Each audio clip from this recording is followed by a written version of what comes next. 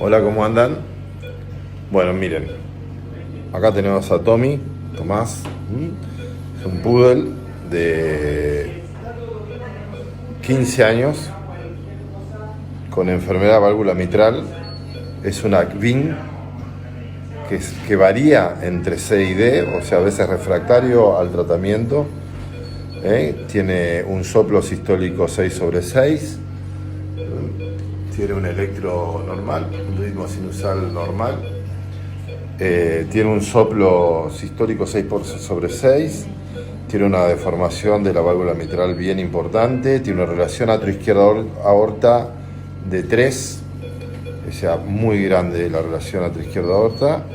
Y Tommy, miren, no come hace 3 días y miren cómo tiene su boca.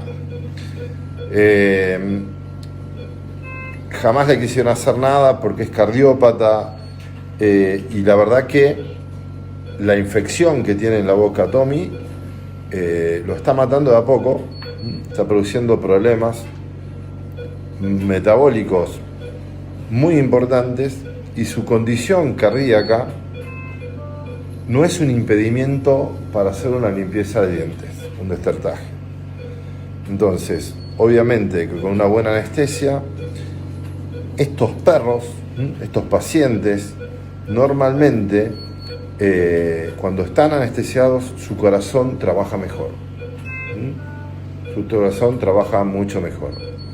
Así que bueno, quería mostrar esto. La edad no es un impedimento, la condición cardíaca de Tommy, que es bastante complicada, porque ya les digo, es un perro que está entre C y D, un perro que entra y sale, hace edemas de pulmón, bueno, es un perro complicado, pero con una buena anestesia no podemos dejar la boca de Tommy en este estado, porque eso lo va a terminar matando.